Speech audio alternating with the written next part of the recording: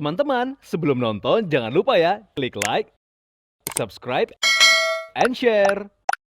Halo viewers, welcome back to Daily Lifestyle. Apa kabarnya viewers? Semoga sehat-sehat selalu ya. Nah, ini partnerku, apa kabarnya hari ini? Kok kamu cantik banget sih pakai gaun warna merah kayak gini? Emang nggak boleh pakai baju warna merah? Boleh dong. Jarang-jarang Bentar, kan? tahu nggak Apa? tandanya merah itu apa? Apa? Merah Berani itu kan? berani. Berani apa tahu nggak? Apa? Berani menyatakan cintaku padamu. Bisa aja. Senang kan Caca kan? Iya, senang. Ya, senang sekali rasanya aku dan juga Caca bisa hadir kembali menemani kalian di rumah. Sama seperti biasanya, Daily Lifestyle akan selalu hadir dan memberikan informasi menarik seputar dunia lifestyle and fashion bersama aku Natasha Liotania. Dan aku Septa Andrian. Cak, kalau aku lihat-lihat ya, kamu tuh punya senyum yang indah. Coba senyum dulu. Wow, lagi senyumnya? Ibarat nih Cak ya, kamu punya senyum yang indah tuh. Nih, kalau zaman sekarang bilang kamu punya senyum yang indah, kamu punya kuasa, Cak. Ngerti nggak? Enggak. Ah, bukan anak TikTok kayaknya nih ya. Nah, ngomongin soal senyum nih viewers ya, aku punya informasi mengenai Gummy Smile. Septa bisa aja, tapi ya dari senyum yang indah terus ke Gummy Smile itu ada apa sih, Tak? Penasaran deh jadinya. Viewers di rumah juga pasti penasaran banget, Tak. Pastinya dong, aku tuh kalau ngasih tahu viewers dan juga Caca tuh harus detail pokoknya ya. Jadi Gummy Smile itu ketika kita tersenyum akan terlihat gusi yang lebih banyak dibandingkan proporsi gigi kita, Caca. Kalau aku sih nggak Gummy Smile ya. Iya, aku juga enggak. Enggak ya. Nah viewers, aku punya informasi penjelasan nih tentang Gummy Smile. Berikut liputannya untuk kamu.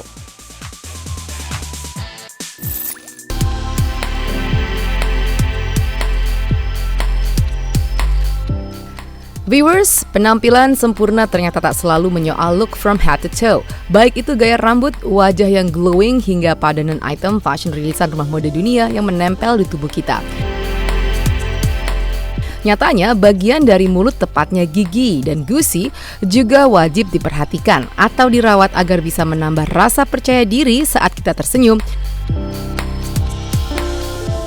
Nah, terkait dengan hal itu, tim Daily Lifestyle mendapatkan kesempatan untuk bertemu dengan Dr. Cantika, spesialis prostodontia, yang menjelaskan mengenai Gummy Smile yang belakangan menjadi perhatian banyak orang, serta beberapa perawatan gigi yang lain. Jadi senyum yang estetik, senyum itu merupakan, tanpa kita sadari, merupakan media komunikasi nonverbal yang biasa kita lakukan. Jadi senyum itu punya 3 komponen. Yang pertama terkait dengan gusi, gigi, dan bibir gitu. Jadi kita harus mempunyai komponen-komponen itu yang pas dengan proporsi wajah kita sehingga menciptakan hasil yang estetik, senyuman yang estetik, yang cantik. Gummy Smile itu sendiri apa sih gitu? Gummy Smile itu pas kita tersenyum tuh terlihat gusi yang lebih banyak dibandingkan proporsi gigi. Menurut American Academy of Periodontology, senyum yang menarik yang cantik itu terlihat sebesar 1-3 mm gusi saat kita tersenyum lebar. Menurut American AAP tersebut, kalau sudah di atas 4 mili itu disebut kelainan ataupun Gummy Smile. Untuk masalah pertanyaan pengaruhnya dengan kesehatan gigi tidak ada, namun mempengaruhi estetik tampilan senyum cantik bagi beberapa orang. Jadi etiologi atau penyebab dari Gummy Smile itu ada beberapa. Yang pertama bisa posisi bibir atas yang terlalu pendek. Yang kedua bisa juga hipermobilitas dari bibir. Kemudian yang ketiga bisa juga perkembangan vertikal rahang atas kita yang berlebihan. Dan ada beberapa penyebab lain yang beda-beda etiologi dari tiap pasien. Bila Anda, sebagian orang merasa Gummy Smile mengganggu penampilan, kira-kira perawatan apa yang harus dilakukan agar bisa tampil percaya diri? Untuk identifikasi, dokter perlu melakukan anamnesa dan pemeriksaan juga pengukuran pada keadaan Gummy Smile yang dikeluhkan pasien tersebut. Jadi pasien harus datang ke dokter giginya, kemudian kita lakukan pemeriksaan dan pengukuran dan punya referensi yang ideal seperti apa. Gummy Smile memang kadang mengganggu bagi beberapa orang ya, dan ingin melakukan perbaikan di gusi tersebut. Jadi perawatannya itu ada 2 macam, ada bedah, ada non bedah. Tapi tidak semuanya dapat dilakukan pada satu pasien. Makanya kita harus tahu etiologi atau penyebab gummy smile itu sendiri apa. Ada yang pertama ada bedah ortogenetik. Yang paling simple kita bisa melakukan gingivektomi atau crown lightening dan nantinya akan diikuti dengan pembuatan gigi tiruan. Kemudian ada juga bisa menggunakan dengan botox. Namun untuk botox itu sendiri merupakan ada kontraindikasinya seperti tidak boleh pasien saat hamil, menyusui ataupun pasien yang punya alergi. Jadi dokter sendiri perlu menganamnesa lebih dalam tentang ekspektasi pasien dan riwayat penyakit pasien.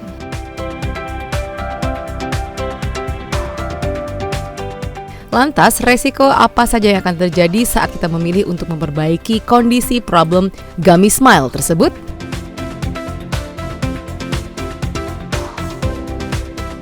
Untuk resiko, tiap tindakan pastinya ada, dan resiko itu bisa kita minimalisir dengan mengedukasi pasien, memberitahukan informed consent kepada pasien, tahap-tahap yang akan dilakukan.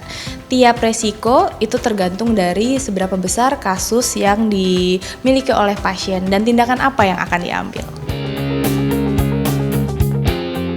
Bicara soal perawatan untuk gigi, ternyata ada beberapa treatment yang hingga kini terbilang masih populer dan masih jadi pilihan banyak orang.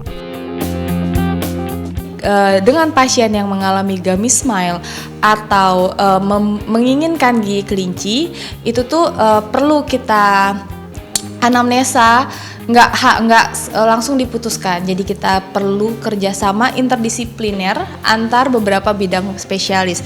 Misalnya untuk gummy smile tersebut kita kerjasama dengan dokter spesialis perio, untuk spesialis gusi dan jaringan pendukung. Untuk gigi kelinci atau veneer itu dikerjakan oleh dokter spesialis prostodontia atau gigi tiruan. Membuat gigi tiruan seperti veneer tadi yang sesuai dengan bentuk wajah tiap pasien, karena tiap pasien itu punya bentuk wajah yang berbeda-beda dan tidak semua bentuk wajah pasien itu cocok untuk dilakukan veneer ataupun dengan bentuk, apalagi dengan bentuk gigi kelinci ya. Oke, banyak ya sekarang kaum awam atau orang-orang awam yang kurang mengerti atau kurang mendapatkan edukasi yang baik tentang masalah veneer ini. Sebenarnya untuk veneer dari veneer itu sendiri itu ada dua macam. Yang pertama veneer direct, yang kedua veneer indirect. Veneer direct itu adalah veneer yang dilakukan oleh dokter gigi langsung chairside pada saat pasien itu datang.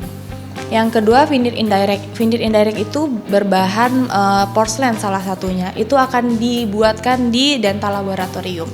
Jadi kita juga sebagai dokter gigi harus benar-benar melihat, menilai apakah pasien ini membutuhkan veneer direct atau indirect gitu. Dan dari dua jenis veneer itu tersebut perlu pengertian bahwa pasien ini tahu plus minus dari tiap veneer itu gitu.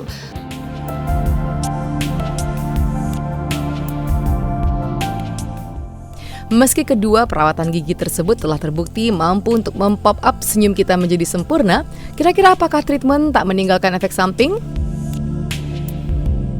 Untuk resiko gigi kelinci itu sebenarnya balik lagi kurang disarankan, tapi mungkin tergantung dari berbagai kasus ya. Ada kita sebagai dokter prostodontis mungkin bisa memanjangkan sedikit untuk dua gigi depan, tapi itu balik lagi apakah itu mengganggu oklusi atau artikulasi dari pasien ini gitu.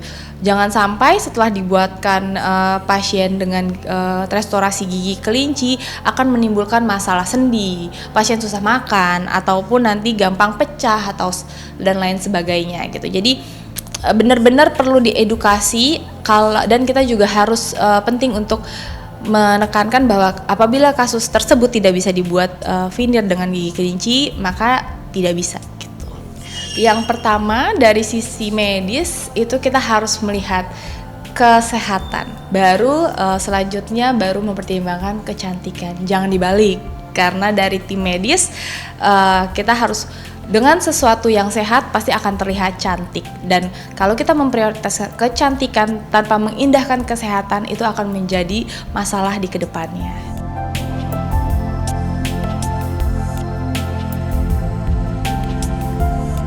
Teman-teman, sebelum nonton jangan lupa ya klik like, subscribe, and share.